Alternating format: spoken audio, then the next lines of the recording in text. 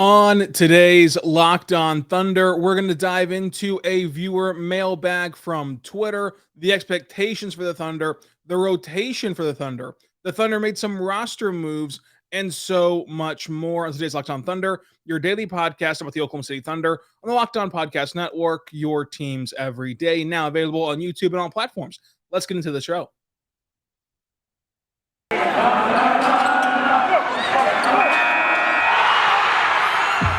Locked On Thunder, your daily Oklahoma City Thunder podcast. Part of the Locked On Podcast Network, your team every day.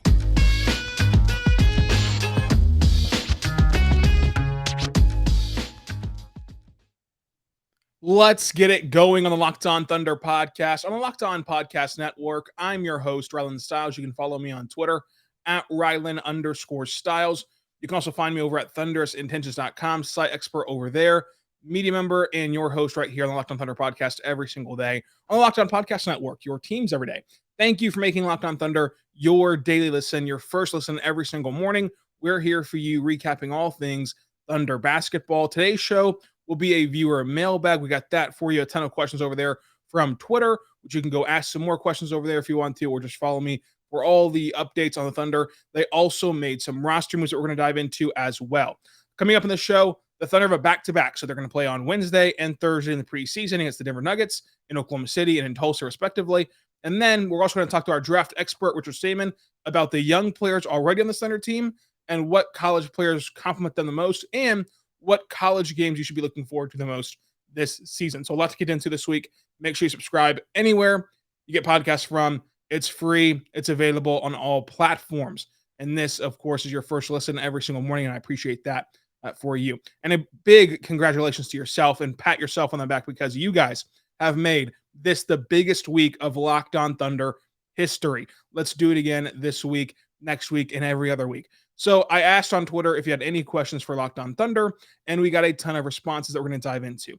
Let's start with at Sam Brook 6214174. They say expectations for the Thunder this season. I think that it's pretty simple where you're not going to look for individual wins or losses. You're not going to look for the scoreboard. You're simply looking at individuals. So what did Theo Maledon do this game? For example, Theo Maledon, last year he struggled a ton to finish at the rim. This year he's a lot stronger. He's noticeably bigger. It's been noticeable in pictures. It's been noticeable by his teammates in training camp. Can he improve finishing at the rim? Storylines such as that one. Lou Dort's three-point shooting. We saw it so far be incredible and not drop off from where it was last offseason and last season as a whole. How does that progress? How does his offensive game as a whole progress? Pokusevski, does he look more comfortable? And so on and so forth. You're looking more so at those individual storylines. And then getting a baseline for your rookies. How good is Josh Giddey right now? And then what will his area of improvement need to be this offseason? Same thing with Trey and Trey Mann. So it's just about individual storylines and trying to figure out who you can pick out of this group, that will be a part of your long-term future. I mean, you know that Shai is going to be the guy. You know that Dort has solidified himself as somebody who's going to be very valuable for a championship-level team. Who else can add to that group for sure? So watching how individuals progress will be the expectations this year. I would say in this season, you're hoping that Shai can be an all-star. And a lot of that has to do not with Shai. So it'll be tough to kind of gauge that. And it's tough to say that's an expectation because if Shai does not reach an all-star level, it does not mean he played bad this year. It does not mean that he played even worse than last year. He could play better than last year and still not get in because it's a popularity contest and some people vote based on record and the Thunder will not have a good record. So it's even hard to say expectation for the all-star game for Shai because there's so much more that goes into it than just him playing well. So in terms of a tangible expectation for the Thunder this year, I would say they still contest a lot of shots as they did last year because in this small ball defensive lineup, you've got to see the formula of how it can work. And there's going to be growing pains. There's going to be games like on Sunday whenever you just can't really defend a bigger team like that. But you do want to see games also where they kind of execute very well. So it's hard to say like a tangible, kind of expectation. But in terms of what to watch for this season, you're expecting young guys to progress, such as Lou Dort and Theo Maledon finishing at the rim better. This one is from I'm So Dizzy. They say, should Moose start at center? He opens up so much for Shai and Josh Giddey. I think that the starting lineup will be set as Shai, Dort, Giddey, Bazley, and then a small ball five and Isaiah Roby or JRE. I agree that Muscala is somebody who can space the floor. I think that JRE can as well. I think that you saw a lot of that on Sunday that you didn't see with Roby on the floor, where they're running pick and pop with him and Shai, and Jerry's being like that kind of top of the key facilitator. Of course, Muscala has a better 3-point shot right now.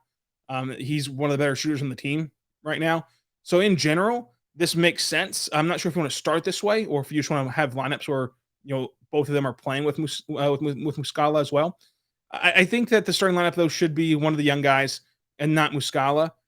That's just kind of the way that I'm viewing the season, as playing young guys and prioritizing young guys. But there will be times where we see this lineup, and it will be, I would imagine, one of their most successful ones. And if you go look at Clean the Glass or any of these other advanced stats sites where they show you how well an individual lineup performed, I would imagine that you're right, that whenever those three share the floor, no matter the pieces around them, it's one of the better lineups that the Thunder can put out there right now. But there's just so many other things that go into the lineups this year whenever you're not actively trying to win as many games as you possibly can. I think that, again, Jerry though does a lot of that too. Like, he does a lot of that space in the floor stuff as well. And he went 2 for 8 last night, just on Sunday. I think that he can knock down more of those shots, and eventually defense will respect him more and they'll get out on him. And if they don't respect him, I think that he can have nights where he goes 4 for 8 or where he goes 5 for 8 even, and has a really nice night from beyond the arc. So I like JRE personally. Roby, of course, if he would be a confident and willing shooter, would be good at this as well. So it just comes down to that for me in terms of spacing and how to get that space. From am not Evan, the Locked On Cavs host, how does it feel not having Evan Mobley on the roster? Josh Giddey's superior. Love Josh Giddey. Obviously, Mobley's been fantastic in preseason as well. And congratulations to the Cavs for having that lottery luck and getting Evan Mobley. But it's a nice crossover on the network. Make sure you go check out Locked On Cavs. Those guys are funny. Those guys are good. And you can go listen and see how the Cavs are doing as well. At Funky Lays, who takes the biggest leap this year? This is probably one of the more interesting and better questions that we're going to have today. And so it might spin into the next segment. But we saw a lot of leaps last year, surprisingly. I mean, Kendrick Williams, Isaiah Roby, two guys who were fringe NBA players that solidified themselves as NBA guys. I mean, Kendrick Williams was just a throw-in in a kind of salary matcher that was put on a contract where it was at the time evident he would not be in the NBA this year, and what would be now this season. And now he's somebody that was valued at maybe a first-round pick at the deadline last year that they didn't trade. So I think that with Kenny Hustle, you saw a huge leap last year in solidifying that. And Isaiah Roby, same thing, where his injuries, his slow start to his career, maybe kind of left you saying, I don't know what to do with this guy. And then he had a really bad preseason last year, and you still kind of were perplexed. And now I think that Isaiah Roby has carved out a lane for him in the NBA, and that he can be somebody who's on an NBA roster. Will it be this one? I don't know, but is on an NBA roster in the future for sure. I think that he's an NBA caliber player now. So there can be big leaps this year. I'm going to say that you take away the rookies, because if Josh Giddey takes a leap this year, it's kind of just his baseline, right? So we don't really know what a leap would be for Josh Giddey. It's just kind of the way he performs. So you take out the rookies, you take out Kenny Hustle and Isaiah Roby, because I don't think that they can take leaps. I think that they kind of have hit their leap already and have kind of hit their big jump. And then you're left with Shai, who had a huge leap last year, Lou Dort, Darius Bazley, Theo Maledon, Ty Jerome, Pokusevski. You're left with those kind of players. And of that remaining group, where it's not Roby, not Muscala, not Deck, not these kind of players like that have kind of either already taken their leap or don't really see any upside in them. And you can't take the rookies either, because they're just kind of going to start their baseline no matter how good or bad it is. I think that it's an interesting question to see who takes that leap, and I'll have my answer for you on the other side. But first, I want to say right now, our good friends over at the Sleeper app. The Sleeper app is the place to be. It's an awesome app for you to use. You should be checking it out right now as we head towards basketball season. We're a week away from the NBA season opening up. So you need to get your fantasy leagues in line. And the easy way to do that is Sleeper app. So every year around this time, you're going to tell yourself, this is your year. You're going to get into fantasy basketball. You're actually going to play this year. And for the first month of the season, 3 weeks of the season, you're going to stay true to that promise. You're going to be tracking your lineup daily. You're going to be making sure you have all the lineups set correctly. And you're going to be doing all that busy work. But by Christmas, by New Year's, you'll kind of have fallen off of that path a bit to where you're not checking every single day. And you're even losing some matchups, not based on the team you drafted. Maybe you've outdrafted your entire friend group, your entire league. But since you don't have the time for the busy work, you just lose the game because they're playing guys who play more games that week than you do. So you should never lose that way. You should never lose just due to the other person being able to do more busy work than you. What you should do is go to Sleeper app and start a Game Picks league. Game Picks makes this more like fantasy football. You pick one game per week for your starters to count, and every other game that week does not count for them. It's just it's just the one game that you pick that week that will count for them. And so you look ahead on, like, say, Sunday morning, and you say, okay, what matchup do I think that my starter Shai will go off in? Well, he plays the Bucks on Tuesday, and then he plays the Rockets on Thursday, for example. So maybe I want him to count that Rockets game and not the Bucks game.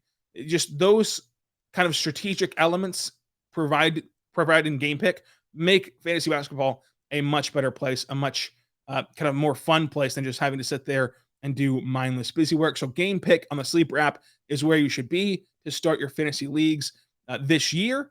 Make sure you go do that before the start of the season and invite your friends, play along with a more strategic basketball game, Game Picks on the Sleeper app.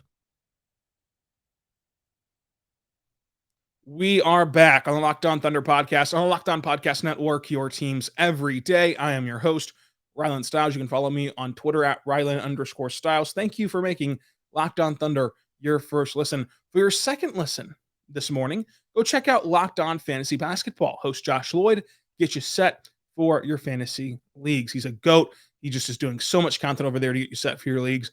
Make sure you follow along all year long, especially right now in this time of year. So who takes the biggest leap this season? Look, I think that with SGA, he's kind of taken his leap. Now, there still could be a lot of room for him to grow, and he can still take another leap, but it's kind of hard to project that or kind of put that onto him for this specific year. I think that Lou Dort, it's interesting because he's only 22 years old and he still has a ton of room to grow himself as a player, but realistically, how much more do you want to expect from him than to be an otherworldly defender and a guy who can knock down above league average from three, especially in the corners? So that kind of leaves me with Ty Jerome, Darius Bazley, because we're not counting the rookies. We're not counting the kind of older fellas like Favors and Muscala, and I don't think that Gabriel Deck has a big leap in him. And so you go down this list, and there's a lot of interesting candidates in Theo Maledon, Ty Jerome, Pokusevski, Bazley, Vit even, but again, he's a rookie, so I don't really want to count him because I don't really even know where to put his baseline at to even know if he took a leap this year or not. So I'm going to go with Darius Bazley because there's a big contingent of Thunder fans who have kind of given up on Bazley, or like kind of every time that he doesn't perform perfectly, get really upset on Twitter in my mentions and everything. I think that Darius Bazley is still a good basketball player, and hopefully the Thunder put him in better positions to be successful. You know, if you listen to this podcast before, that I feel like last year this team did not utilize him properly, and he's not somebody that you can just sit in the corner and have him have spot up threes. I think that you need him relocating off ball, cutting, being more aggressive on drives, and having the ball in his hands more. I think that one of his better traits is playmaking and ball handling for his size, and that's what he thrived in before coming into the NBA, and then in the NBA has not gotten that chance to utilize that skill set yet. And so I think that with Bazley, we'll probably see him play a different role this year. He's been a good defender last year, might seem to take a leap there as well defensively. So I think that this year Bazley will be a player that changes the perspective of the fan base the most. Maybe if Theo Maledon finishes more at the rim and still shoots the three very well, he'll take a bigger leap than Bazley. But I think that leap, a lot of the times it's hard to quantify how good or bad a player did comparatively to the last season. I think that leap also would just mean the biggest perception boost from the fan base. Like, who does the fan base rally around more than they did a year prior. I think that Baze is a prime candidate for that. So the next question comes from @PizzaLoverTy. The Thunder shot 54 3-pointers in the game against the Bucks. Do you expect a sizable increase in 3 shot for the Thunder this year? So Mark is very heavy on shooting the 3. You saw that at the beginning of last year too. There's the whole storyline, which is how many threes that they were shooting. I think that every single year they're going to hunt threes, and maybe it's not going to be specifically called hunt threes because Mark's always talking about how you take the shot in the flow of the offense. But yes, I think that the 3-point shooting will be a focal point of their offense. Now, will it be a targeted number? I think that that's the part where I agree with Mark on this. Mark's an interesting coach to talk to. He's very open and honest, and he's mentioned before that they don't really target a number of shots, right? Like they don't go into the game thinking, okay, we have to shoot 54 threes today. They just say whatever comes within the flow of the offense, and then also maybe value threes more than twos. I think that the Thunder will shoot a ton of threes this year. I think that the pick and pops that you can run with the big men on this roster kind of lead into that. The fact that SGA is so good at the drive and kick leads into that. I think that they will shoot a ton of threes. So yes, I will say that they will have a leap in 3-pointers again. @BeastBrook29, knowing what you know now, would you rather have Jalen Suggs or Josh Giddey? I feel like we don't really know a ton in terms of their NBA ability yet. I think that Josh Giddey's played very well in preseason. I think that Jalen Suggs has played pretty well in preseason, all things considered. I think that whoever your favorite player was in the draft process should still be your favorite player right now of those two. I don't think you should overreact to anything from the summer league or from the preseason. For me, I think that Josh Giddey and his fit with Shai kind of put some issues or some kind of queries to rest, right? Of like whenever we looked at Josh Giddey in the pre-draft process, you kind of wonder how can he play next to Shai? He's done a much better job of that in the preseason and in training camp than what we could have thought. However, what's to say that Jalen Suggs wouldn't have done that as well? So it's tough to kind of pit the two against each other right now, especially without having a whole ton of to go off of, a ton of data to go off of for each player. I'll stick with Josh Giddey right now if I just had to answer the question. But Jalen Suggs has that star potential, that it factor of maybe his rise to being a star will be quicker than Josh Giddey's rise to being a star. But Josh Giddey also shown flashes of being somebody who's like a blue chip prospect. We raved about Josh Giddey like all of last week, it felt like. So go back and listen to last week's podcast as well. I'd stick with Josh Giddey right now, but it's an interesting question. And I think that it's something that you're going to follow for a long time. Of course, although the Thunder didn't really have a choice in this matter, it was not like they picked Giddey over Suggs. Suggs was already gone at that point. And so I think that the more interesting question to track would be Kuminga and Giddey, which I think that so far Kuminga is not as good as Giddey right now in the NBA, but we knew that. We knew coming in that Kuminga would be a very raw player that needed some time to develop and some time to grow. Another question from Beastbrook. After yesterday's game where the Thunder lacked size and it was a huge issue, do you still think that pure small ball can work, or do the Thunder need a real big man? So another question that will kind of bleed into the next segment, because this is a very one that I find very interesting. I think that the Thunder trying to find that new edge, trying to find that competitive balance, trying to find that market efficiency within the NBA is interesting. I think that the Thunder realized that to win in Oklahoma City, to win in a small market, you need to be very good at drafting. You need to be very good at your trades. You need to be very good at strategically just trying to find any form of advantage you have in the margins, because the Thunder cannot just outpower teams, right? They're not going to be able to just go out there and sign Paul George and Kawhi Leonard and go get LeBron and go get these other stars to where not only do you need to draft and develop stars, you also need to put them in position to win games. Again, with a huge market efficiency. I think that the small ball stuff is fascinating, and playing an entire lineup of playmakers, which is their goal whenever this whole rebuild's over, will be fascinating. Do I think that they need a true big man anchor? No, I don't think you need a Rudy Gobert type to win in the NBA. Nice to have, but you don't need it in the NBA. And in fact, there's a lot of benefits not to having one of those guys in the NBA. So can it work? I think it can. There's a lot of ifs, though, and there's a lot of buts, and there's a lot of qualifiers, and there's a lot of moving parts to make it work. It will not be seamless. It will not be easy. And this year, you might think it's not going to work. So this year, it'll look very poor at times, as it did on Sunday. This year, you're going to start to pull your hair out and wonder why this team does not have a center the way that you played in high school and what you played in college and that you have seen your entire life. Why aren't they playing basketball the way that I'm used to? It's kind of the same aspect that the Oakland A's played with Moneyball, where they're now quantifying OPS and they're trying to get on base percentage more than they're trying to get batting average. And the Thunder are trying to change the game in that way of finding the next competitive edge for their small market team.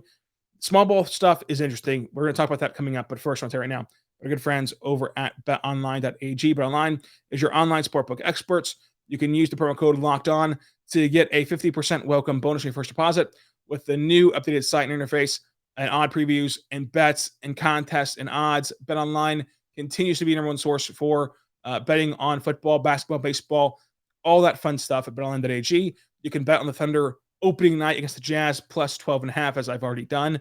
Spoiler alert for the game preview of that game. I've already gotten the Thunder plus 12.5. There is no need to worry anymore about where to go bet. Betting on BetOnline was the best place to go to. BetOnline.ag, your online sportbook experts. You can buy the spread, over-unders, prop bets, player props, everything that you want to. Awards as well. Shai's the top guy for most improved player. There's everything you need at BetOnline.ag. Make sure you go there right now and use the code Locked On to receive your 50% welcome bonus on your first deposit. We are back on the Locked On Thunder Podcast on the Locked On Podcast Network, your teams every day. I am your host, Rylan Stiles. You can follow me on Twitter at Rylan_Stiles. And also, thank you for making this your first listen every single morning. For your second listen, go check out Locked On Fantasy Basketball with Josh Lloyd. A good set for fantasy basketball and this season as a whole. Now, the question from Matt Bespoke about small ball and can it work? Yes, it can work. Will it work this year? I struggle to see it working this year in terms of just the raw defensive numbers. With small ball, it puts so much stress on your other aspects of defense because now, right, you do not have a rim protector.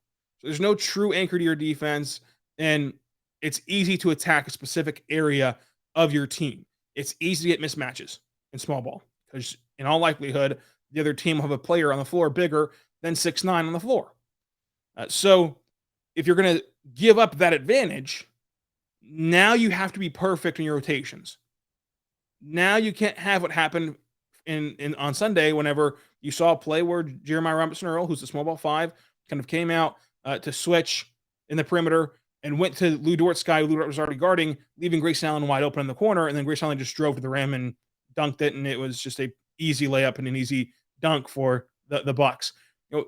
It puts so much pressure on you to be perfect on the perimeter and with your switches that it's going to be very hard for this specific team to overcome that because they're all young. And defense is typically the last thing to come to young players. And it's typically the last thing that they kind of can understand and can perfect, right? You can easily translate your offensive game. It's hard to translate defensively because you're just playing these just incredible athletes that you're not used to seeing every single night, and much less playing 82 games and all that goes into a full season of basketball and just the rigors of that. So this year, will it work? I don't think so. I think that the raw defensive numbers will be bad this year, and I think that again, you're gonna have nights where if you're watching this team every single night, that you're gonna say, why don't they have a center? Why don't they have rim protection? In the future, whenever these young players get better at defense and understand defense more, whenever you add better players to this roster, I think that it can work. I think that it can be something that is actually beneficial because while they're 6'9", I mean, Josh Giddey's a great rebounder. Baze is a great rebounder. I think that Jerry and Isaiah Roby can be good rebounders.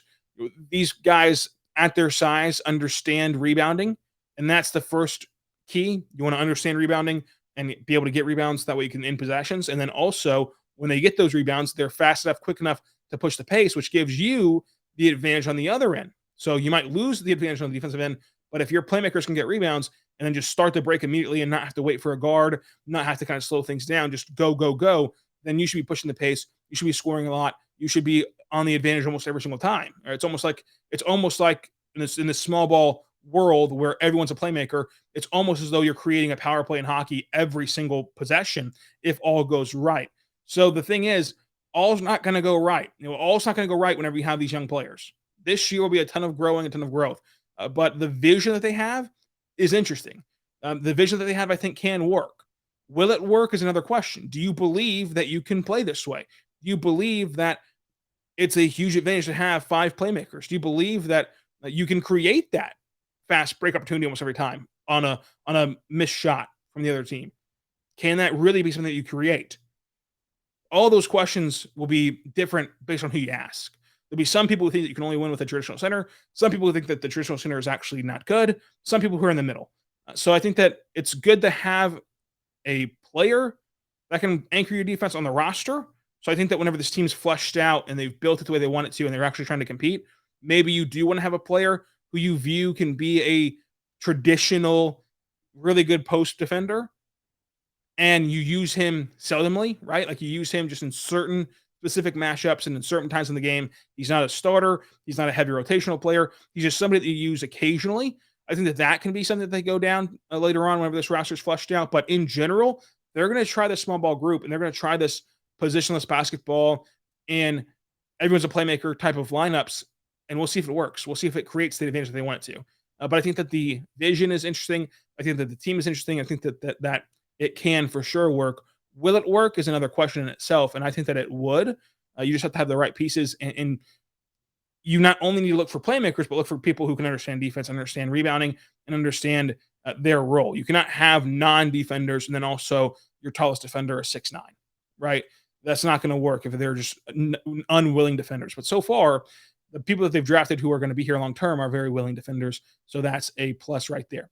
So this question from @Daniel Northcutt, gunning for the 1 seed, assuming that this is a joke or that you're asking if they're going to gun for the top pick. Yes, they're going to gun for the top pick in this draft. @Lance Reyes 719 says, how does Poku fit in our offense? Interesting for Poku. If Pokusevski can develop, he fits beautifully. It's a 7-footer who can play make and play on the perimeter on offense and is a great wing player on offense. He can shoot if he does that. Like if Pokusevski develops into an NBA player, that's a very good one. And that can do all that we hope he can do. He'll be able to be a 7-footer who can play make, who can dribble, who can shoot from beyond the arc, who has some interesting drives because of his dribbling ability, and now has some added strength that can help him drive even more to the basket and can be a very, very good passer for his size. So fits perfectly. It's another player who can do almost everything on the floor as a playmaker and as somebody who can get his teammates involved.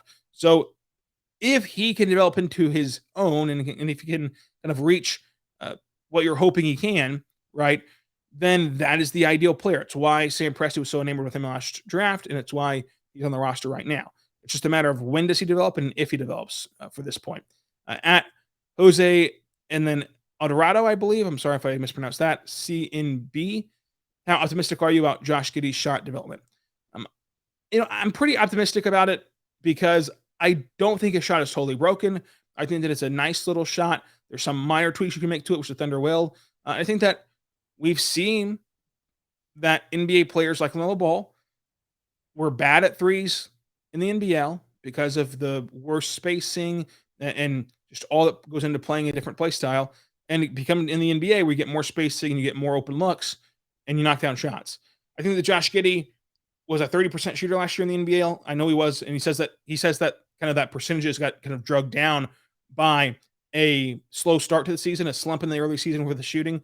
I think that if he's a 35% shooter from three, like what you need to be hoping for is that he can be league average. And then if he's anything above league average, then it really opens this game up. But if he's just simply league average, with his ability to drive at his size, his ability to use his body to shield off defenders and get to the rim seamlessly, his floater game that he already has at 18 years old, and his elite passing, if he's league average from three, then that's enough. Then that creates this amazing offensive weapon for you. So do I believe that Josh Giddey can get to league average? Absolutely, I do.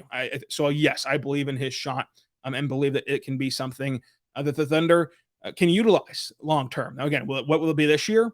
That's still up in the air for sure. The last question from @Anti-Wiper, which leads me to tomorrow's show. The Thunder idea. Here's an idea. The Thunder trade Derek Favors to Toronto for Goran Dragic. Dragic reduces their luxury tax penalty from Toronto and blah, blah, blah.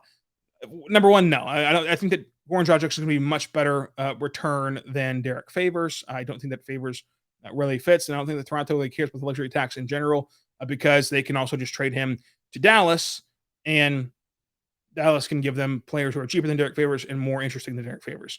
So if Dallas can give them a couple young players and lesser their tax bill, and they can actually develop those young players in that great Toronto developmental system, that's much better value than Derek Favors. However, your other point that you've made many times on a lot of other tweets of mine at Anti-Wiper leads me to tomorrow's show. So I want to say what's coming up on tomorrow's show. So tomorrow, we're going to have a roster preview and a roster prediction. The Thunder have made some roster moves. They've waived Rob Edwards, but signed Jalen Horde. A lot of you maybe aren't familiar with this. The Thunder are going to do this probably for the next coming days, and it's already started right here today, where they waive Rob Edwards and then sign Jalen Horde. Jalen Horde is still not going to be on this roster on opening night for the Thunder, but they're just doing this because whenever you cycle in camp invites, that now allows them to play for the Blue. And so now Rob Edwards will go play for the Blue. Jalen Horde will go play for the Blue. They just want to retain their rights for the G League, because if those players do choose to play in the G League, well, now you can have them play for the Blue whenever they've signed these Exhibition 10 training camp deals. So it's no big deal. Jalen Horde will not be a part of this regular season roster, but he will be on the Blue. He'll have a full season to kind of grow and develop, and we'll see what he can do down there. The Thunder do take a lot of pride and emphasis on the Blue than most teams do in terms of their G League teams overall. So we'll see how that works out. But again, it's no big deal. But on tomorrow's show, I do want to make my roster projections 2.0, and we'll talk about some of the moves, such as trading Derek Favors or trading Gabriel Deck or any other move they can make to kind of get down to the necessary roster limits, because the cut-down date is not going to be on Monday. So on Monday, the Thunder will have to cut down the roster officially to 17 players, including the 2A deals. So you get 15 NBA deals, which right now the Thunder have 16 NBA deals. So they have to cut somebody on an NBA deal right now. And then 2 2A spots who they've already filled with Paul Watson Jr. and with Aaron Wiggins. So I'm going to have my roster projection 2.0 tomorrow. And then on Wednesday night, they'll play the Bucks. On Thursday morning, I'll have the Bucks recap. On Friday, we're going to have a twofer. On Friday morning, for your regularly scheduled time slot of midnight drop, and you can listen to it all throughout the morning, will be Richard Stayman talking to you with me about the NBA draft and about how these young players can develop. And then in the afternoon on Friday, I'll recap Thursday's game between the Bucks and the Thunder in the preseason and kind of put a bow on the preseason as a whole. So that's what we have to look forward to, a bonus show this week. And then next week, we'll have some preview content. And then next Wednesday, it's the season. And we're back in the regular season. We're back and better than ever. It's Locked On Thunder. Thank you for making this your first listen. Thank you for making Locked On Thunder last week the biggest week in Locked On Thunder history. This podcast is history. That's incredible, especially considering all the hosts that went before me.